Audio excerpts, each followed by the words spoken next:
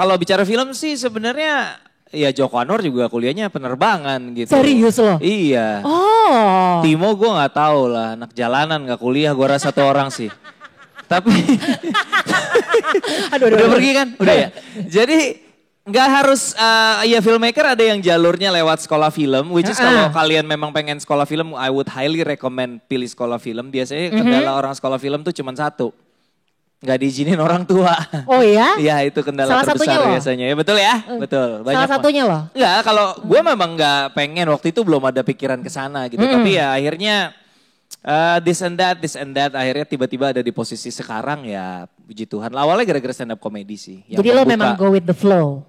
Iya kurang lebih gitu, gak pernah kayak punya ambisi kayak gue harus bisa, enggak juga sih ya ngikut alus ini aja, arus aja. 6 tahun kerja di label and then stand up comedy tiba-tiba buka audisi terus iseng-iseng nyoba. Karena dari kecil emang suka banget komedi gitu. Jadi dulu waktu kecil tuh kalau anak-anak lain mungkin di mobil kan dulu zamannya muter kaset ya. Pada tahu kaset gak ya? Tahu lah pasti. Iya, kayak Spotify tapi ada pitanya gitu. Jadi gimana ya, cara jelasin mau kaset kan? Pakai pensil tuh ya. Ngeriwain pakai pensil dulu. Jadi bokap gue itu dulu kalau kita di mobil lebih sering muter kaset lawak daripada kaset musik gitu. Apaan? Banyak, ada Warkop, Jayakarta Group, Sersan Prambors, Sri Mulat, segala macam kaset lawak gitu. Jadi I grew up listening to that, terus pas RCTI mulai masuk tahun 90-an awal kalau nggak salah, mulai kenal yang namanya sitkom. Betul. Oh Brady Bunch, oh apa gitu. TVRI juga dulu ada sih sitkom. Tadi mulai banyak sitkom. Jadi makin tertarik sama komedi gitu, kayak akhirnya makanya siaran MC kayak bikin menghibur orang tuh sesuatu yang menyenangkan gitu buat gue. Apalagi kalau misalnya jadi penyiar itu harus ada punchline dan akhirnya lo menjadi seorang komika, lo memberi punchline di setiap aksi lo itu. Iya. Ya bisa dibilang begitu. Iya, oke. Dan akhirnya sekarang lo lebih, bukan memilih ya, lo kayaknya lebih fokus ya. Sekarang lebih fokus ke dunia film. Sekarang ini terakhir kali gue tur stand up itu 2017 memang. Sekarang 2 tahun ya? Iya 2 tahun yang lalu. Sekarang ini memang lagi sangat aktif di film karena apa ya, it's so exciting sih buat gue. Film itu dulu buat gue cuman kayak, apa sih persepsi kita tentang film adalah tontonan kan, hiburan gitu. Tapi yang mengubah hidup gue sih jujur aja film Cek Toko Sebelah sih, jujur aja. Oh ya? Kenapa? Karena buat gue ketika gue bikin film itu kan gak banyak pikiran bahwa gue lagi berusaha menciptakan sebuah, enggak, bikin aja gitu. Gue dari umur 3 tahun nyokap gue buka toko, terus gue kenal sama suasana di toko, menurut gue interaksi sosialnya menarik. Terus di keluarga gue juga banyak konflik gara-gara toko mau diwarisin, anak yang gak mau kayak gitu-gitu. Ya udahlah bikin jadi film. Nah setelah film itu keluar lantas gue dapet feedback dari penonton yang gak pernah gue duga sebelumnya gitu. Such as? Misalnya ada orang, buat yang belum tahu film Cek Toko Sebelah, gue kasih sedikit aja nih tentang bapak yang mau warisin toko ke anak kesayangannya, yaitu anak kedua yang diperan sama gue, tapi abangnya sirik gitu, abangnya diperan sama Dion Wiyoko. Konfliknya adalah tentang keluarga ini dan 3 orang laki-laki ini gitu. Nah setelah nonton Cek Toko Sebelah, feedback yang nyampe di DM atau apa gitu, bisa yang kayak, Ko Ernest makasih ya udah bikin film Cek Toko Sebelah, aku nonton. Terus bagus, terus aku ajak papaku nonton. Terus tadi di mobil on the way pulang dari bioskop, tiba-tiba dia minta maaf sama aku. Kenapa tuh? Maaf ya kalau selama ini papa terlalu keras sama kamu. Sebenarnya papa sayang sama kamu. Buat gue yang buset, nih film loh. Maksudnya kayak a movie can do that gitu. Kayak gue gak pernah tahu loh film tuh bisa sampai di titik itu gitu. Karena kayak, relate ke kehidupan sehari-hari beberapa orang. Dan gue gak kebayang bapak gue minta maaf sama gue. Bapak minta maaf ke anak laki gitu. Gengsi banget gila gitu kan. Gak ada lah gitu. Tapi ini terjadi. Jadi ternyata film itu bisa menyentuh orang sampai di level yang lo jangan remehkan kekuatan sebuah film gitu. Terutama kalau lo nontonnya di bioskop ya. Kalau nonton di Indo XX1 sih gue doain lo bintitan lah. Minimal bintitan sebelah lah. Sebelah lagi buat LK21 lengkap lah penderitaan lo udah. Yang gini-gini nih ya, yang bikin... Gak apa-apa, ntar kalau suatu saat berkarya terus karyanya dibajak tahu sakit hatinya gak apa-apa. Tapi justru kalau misalnya dibajak tuh berarti banyak yang suka. Ada sisi positifnya di situ. Iya sih, tapi ya gitu. Jadi ternyata cinematic experience itu ada satu cerita lagi yang mungkin bisa gue share yang buat gue itu juga buat gue mengharukan banget. Jadi Di film Cek Toko Sebelah itu kan ceritanya si bapaknya itu akhirnya terpaksa menjual tokonya dan segala macam. Nah jadi ada orang yang message gitu gara-gara film Cek Toko Sebelah. Jadi paham gitu kenapa si bapaknya ini di tokonya, jadi bapaknya ini istrinya udah meninggal, dia punya toko. Maksud anaknya tuh gini loh, "Pah ini kan toko gede, Papa jual aja beli rumah yang lebih kecil, bikin toko. Nah, ini kan sayang rumah gede gak ada yang ngurus gitu, capek ngurusnya." Bapaknya gak mau. Setelah nonton baru dia message gue, dia bilang gue baru ngerti kok kenapa bapak gue gak mau jual itu rumah. Karena ya memang itu rumah bukan hanya sekedar sebuah fisik bangunan tempat dia tinggal. It's his whole life, it's his whole story, exactly. It's his whole experience dengan almarhum istrinya dan perjalanan dia ngebangun hidupnya. Semua ada di rumah itu, makanya dia gak mau jual. Jadi kayak gue perasaan bikin film kagak niat sampai segini. Kenapa orang pada serius-serius amat sih gitu. Ya gak apa-apa, itu bonusnya menginspirasi banyak orang berarti tapi ya. jadinya itu jadi bikin gue semakin fall in love with cinema karena ternyata gak banyak gitu apa ya karya yang bisa sekuat ini memberikan menyentuh hati orang lain gitu lah. Ya, it connects people ya. Oke, dan itu dia. Kalau misalnya kita lihat, Ernest mulanya lo awalnya main film dulu ya? Apa langsung stand up direct? stand up comedy, main film, lalu directing, nulis sambil direct ya. Udah gitu produce juga sekarang. Iya. Oke, pusing gak sih kalau tiba-tiba lu mendirect diri lo sendiri di film? Pusing, makanya makin kesini. Ini CTS kan lo director dan kalau nulis teman-teman juga kan? ngikutin film-film gue, lo hitungin makin kesini scene gue makin sedikit. Karena pertama gue sadar itu dia makanya gue mikir, gue nanya. Pertama gue sadar acting gue butut, kedua capek gitu kayak ngenes tuh film. 70% ada guanya itu gitu. Itu dia makanya. CTS ya berbagilah, gua Cukinwa sama Dion Wiyoko kita berbagi peran. Tapi kalau lo hitung dari susah sinyal, Mili dan Mamet itu gua semakin sedikit tuh jumlah scene-nya. Karena buat gua ngedirect aja udah susah, apalagi lu ngedirect sambil main gitu. Itu susah dia. Banget gitu. Nulis juga gitu kan. Kalau nulis sih prosesnya udah berlalu lah. Kan ketika film Hasil itu akhir dikerjakan skripnya udah selesai gitu. Jadi it's not a problem. Tapi ngedirect sambil main tuh susah banget sih. Iya itu dia mendirect diri lo sendiri. Terus juga kalau lo gak puas sama diri lo sendiri itu gimana? Ya harus nanya sama yang lain gimana menurut lo udah oke atau belum kayak gitu. Jadi ada co-director juga? Ada co-director ya betul. Oh baik. Dan di film-film lo ini mostly kan komedi semua? Iya komedi semua betul. Iya dan termasuk yang nanti Imperfect masih komedi juga. Iya ya oke. Dan lo banyak sekali menggandeng teman-teman komika lo. Nah biasanya kalau misalnya lo lagi berbagi stage nih, lagi sharing stage di acara-acara stand up comedy, lo kan bisa adu punchline gitu kan, bisa bareng-bareng. Nah kalau misalnya di film bisa gak sih kayak kolaborasi seperti itu bareng dengan pemain-pemain yang mungkin lo direct gitu? Sebenarnya bukannya sombong ya, tapi kalau kita bicara komedi, panggung tuh lebih susah daripada film menurut gue. Karena di film kita punya banyak alat bantu, kita punya kamera yang bisa menampilkan berbagai angle yang berbeda. Iya. Kalau apalagi specifically kita bicara stand up yang orang harus ngelawak sendiri gitu, susah banget. Kalau di film ada adegan, ada lawan main, kita bisa create lokasi, kita bisa kasih properti. Jadi bikin komedi, walaupun bikin komedi nggak ada yang gampang, tapi stand up komedi menurut gue tingkat kesulitannya lebih tinggi karena lo nggak punya apa-apa selain itu dia. Mikrofon. Lo nggak pakai skrip, nggak ada prompter, lo harus ngomong selama lihat timer misalnya 20 menit. Lo kalau kehabisan bahan pembicaraan tuh gimana? Itulah resiko profesi, resiko nyanyi paling kita ya. nyanyi atau ngedance lah mungkin kalau kehabisan bahan.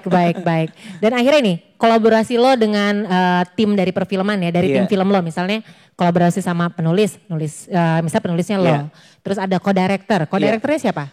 Co-director di 3 film pertama ada namanya Ading Liwutang, di film keempat dan film kelima nanti co-directornya istri gue. Tapi kalau bicara kolaborasi sih menurut gue film ini gila sih kolaborasi. Jadi kalau misalnya gue ditanya apa sih bagian paling susah dari menjadi sutradara gitu. Jawaban gue selalu managing the people.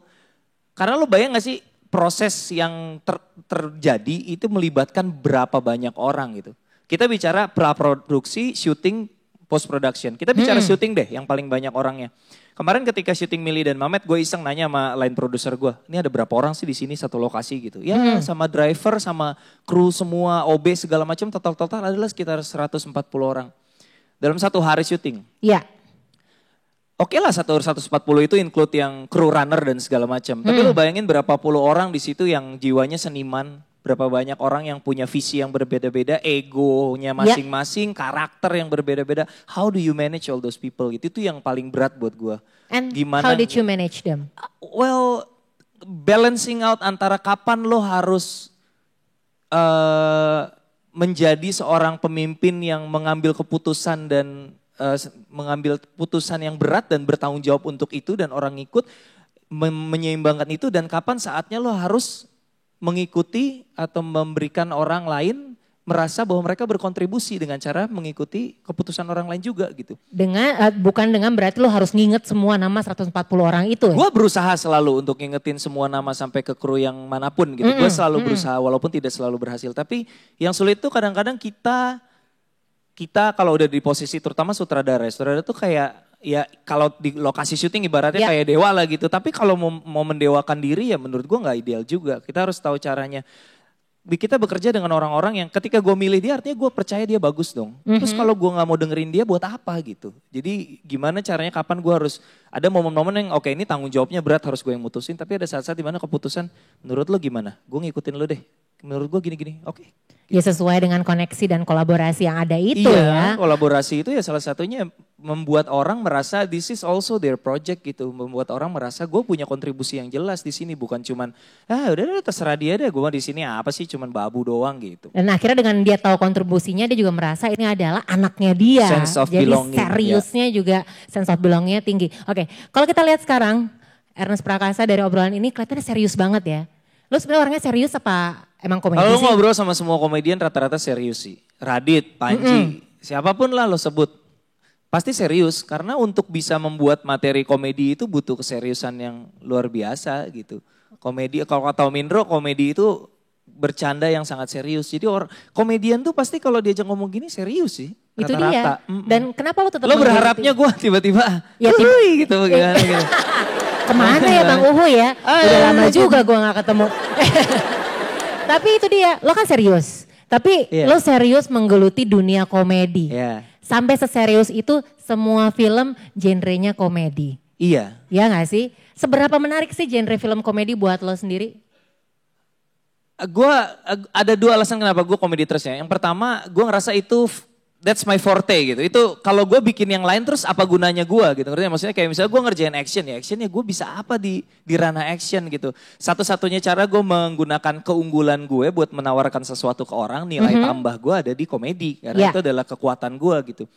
Nah hal yang kedua adalah kenapa gue begitu mencintai komedi. Karena menurut gue komedi itu sangat oftenly misunderstood gitu.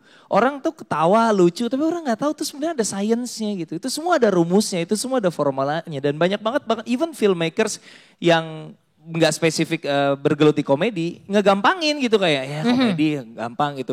Ngambil aktor komika nih. Komik kalau main film paling kasihan gini disuruh datang sini oke. Bikin lucu ya. Ya gimana caranya bikin lucu. Beban itu ya. Sering banget. Cameo pikir ya udah lumayan nih biar ada lucu-lucunya nih diambil komika di calling terus bikin lucu ya. Gak sesimpel itu. Gak dapat skrip sama sekali. Bukan maksudnya dapat skrip tapi gimana caranya scene lu kan gak lucu nih bikin jadi lucu ya gitu. Oke. Karena sebenarnya komedi itu ada rumusnya. Ada teorinya misalnya set up punchline. Set up punchline itu teori yang kita bikin kalimat yang membuat asumsi, terus kemudian asumsinya kita patahkan. Misalnya gue bilang, tanpa istri gue gak akan bisa seperti sekarang ini. Ya, tanpa dia gue pasti jauh lebih sukses dan bahagia gitu. Nah itu kan kalimat pertama menimbulkan asumsi. Itu kan cuma contoh ya, tolong ya. Cuma contoh gitu. Jadi apa ya, ada formulanya, ada tekniknya gitu. Ada juga compare and contrast. Compare and contrast itu misalnya istrinya ngomong ke suaminya, suaminya bilang gitu, kamu tuh kerjanya online shop. Terus istrinya ngeluarin, sayang ini aku baru pesan lingerie. Terusin pesan barang-barang itu di online shop ya.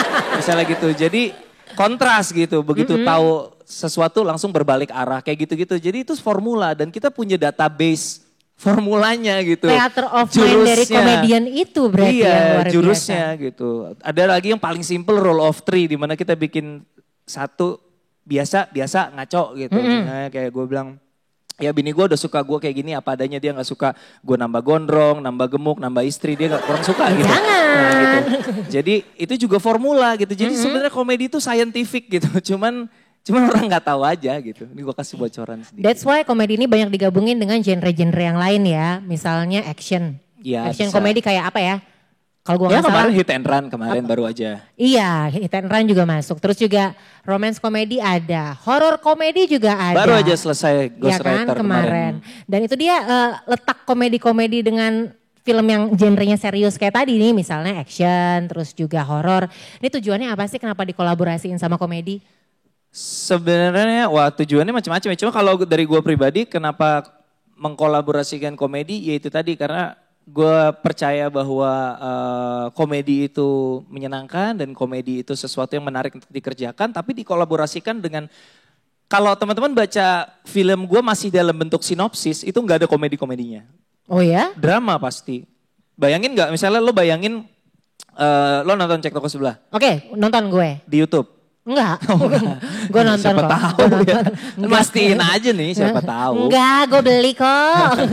Gue nonton di bioskop, terus. Jadi itu kalau dibaca dalam bentuk sinopsis, itu sinopsisnya lo kebayang nggak? Seorang pemilik toko ingin mewariskan tokonya kepada anak keduanya, tapi anak pertamanya dengki.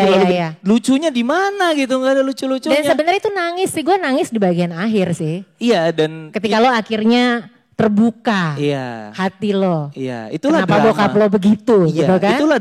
Itulah drama. Jadi mau di sini ada yang nonton Ghost Rider nggak? Film Ghost Rider? Ada ya? Sedih nggak? Lo gak nyangka kan bakal sedih padahal komedi horor gitu. Dan gue percaya itu kolaborasinya drama komedi. Mau ada horornya, pokoknya intinya tulang punggung cerita itu harus drama. Kenapa harus drama? Karena drama yang bikin dramanya yang lo ingat ketika lo keluar.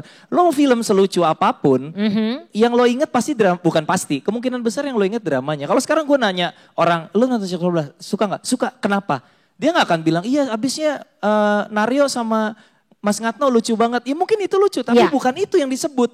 Ya, habis sedih banget pas Koafuk nangis di tokonya, pas tokonya mau dijual. Hal-hal yang dramatis yang diinget gitu. Sama ketika Ghost Rider kemarin yang sedih gak sedih? Yang sedih, iya pas akhirnya mereka sekeluarga bersatu kembali gitu. Akhirnya dramanya yang nempel gitu. Karena memang ya drama itu membuat kita merasakan sesuatu dan perasaan itu yang kita bawa sampai kita keluar dari teater gitu. Oke, dan ini membuktikan adalah seorang Ernest Prakasa adalah orang yang sangat serius dan mencintai film.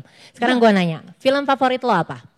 Film favorit Indonesia dan paling susah tau gak lo kalau ditanya film, karena gue nonton film banyak banget ya. Yang langsung jadi top of mind aja begitu. Oke, kalau film lokal gue gampang jawabnya, karena ada satu film lokal yang buat gue idolakan banget itu judulnya Quickie Express. Kalau ada yang nonton Quickie Express. Itu film lucunya minta ampun dan gue cinta banget lah sama film itu. Itu gitu. Tora, Vino, dan Aming, Lukman Sardi, banyak lah rame lah gitu. Kalau film luar agak susah sih, gue disuruh milih satu. Pilih satu aja yang top of mind sekarang. Film luar yang kalau kita bicara komedi yang gue selalu tonton berulang-ulang dan gak pernah bosan itu Men in Black yang satu. Gak tahu kenapa kayak suka banget gue sama film itu. Terus dibandingin sama yang sekarang gimana? Belum nonton. Belum nonton. Lihat dari trailernya sih kayaknya. Gitu. Tapi kan mantul kan Chris Hemsworth-nya. Iya. Oke, nah ini last question. Dari sosok yang serius ini lo bisa membuat sesuatu menjadi komedi. Nah gimana caranya? Triknya dari seorang Ernest Prakasa tuh bikin sinopsis serius dan akhirnya ketika hasil akhir keluar orang pada terhibur, orang pada ketawa. Kalau misalnya nggak ngakak ya minimal dia mesem-mesem deh gitu kan. Ya bukan trik sih ya, maksudnya formula yang gue pilih untuk tempuh, misalnya teman-teman juga ada yang nulis cerita, apapun itu komedi, horor, action, yang gue sarankan adalah bikin drama yang kuat gitu. Bikin drama, tulang punggung dramanya tetap, fondasi dramanya penting. Mau bikin action, kayak misalnya gini, teman-teman ada yang nonton Guardians of the Galaxy 2 gak? Nonton. Setuju gak salah satu momen berkesan pas Yondu mati, bener gak? Iya kan, pas Yondu mati tuh sedih banget loh pas Yondu mati. Padahal itu film kurang banyak apa ledakan dan berantemnya. Tapi yang gue inget Yondu mati gitu. Ya memang drama lah itu yang menjadi tulang punggung yang paling penting. Jadi ya buat gue resepnya sih bikin drama yang kuat, yang dekat, yang relatable. Baru kemudian dibungkus dengan apapun packaging yang teman-teman mau pakai gitu. Oke, ini pertanyaan terakhir gak ada di skrip, pertanyaan dari gue pribadi ya. Sebelum nanti gue kasih Q&A buat teman-teman yang pasti banyak banget penasaran. Punya peristiwa paling drama gak sih di hidup lo? Wow, gak siap gitu. Peristiwa paling drama di hidup gue? Iya. Milih satu peristiwa gitu? Satu aja. Ya mungkin malah jadi titik balik kali ya. Atau ya mungkin sebenarnya cheesy, tapi kalau misalnya lo ingat, ya ampun gue pernah drama banget nih ternyata ya gitu kan. Susah sih kalau gue suruh milih satu gitu. Tapi mungkin ya salah satu fase, mungkin bukan peristiwa sih, fase sekolah gue ketika gue di bangku sekolah menengah terutama SMP itu menurut gue momen-momen yang membentuk gue sekarang sih. Karena waktu itu gue dibully parah separah-parahnya waktu gue SMP kan. Oh ya? Iyalah, ya era Orde Baru kan jadi orang Cina kurang nyaman ya pada waktu itu ya, to say the least. Jadi ya, tapi ternyata ya baru sadar gitu bullying yang gue terima di Cina-Cinain selama gue. Sebenarnya dari SD, cuman SMP makin parah kan. Kalau dulu di SD yang kayak, jangan ketawa lu ntar ditinggal kabur gitu kan. Kalau SD kan, SD kan masih kayak gitu kan, cemen-cemen gitu kan. Oh iya. Kalau SMP kan, makanya sari rapet jangan dioles di mata kan enak juga. Jadi makin gak enak gitu. Ya karena SMP kan bullyingnya aja males ya kan. Makin sensi perasaan makin udah makin kasar, dan mulai makin dari verbal jadi ada fisiknya juga gitu. Jadi tapi ya setelah gue renungkan momennya dramatis banget ya. Maksudnya dipikir-pikir dulu itu fase tergelap dalam hidup gue. Gue menderita banget 3 tahun SMP itu buat gue menderita banget. Tapi sekarang pertama itu jadi sumber penghasilan gitu maksudnya. Gue banyak ngebahas soal itu dan ternyata menurut gue bahwa gue mengalami 9 tahun bullying di sekolah itu kayaknya membuat gue jadi lebih tahan banting gitu. Gue terbiasa untuk mencapai sesuatu, perjalanan gue lebih berat daripada teman-teman gue gitu. Jadi sekarang kayak lebih ya udah lo apa haters ya? Mau ngomong apa ya udah gitu. Gue lebih pala batu aja, kulit gue lebih tebal sekarang gitu. Oke, tepuk tangan paling meriah untuk Ernest Prakasa. Thank you so much, Nes. Buka aja Bukalapak.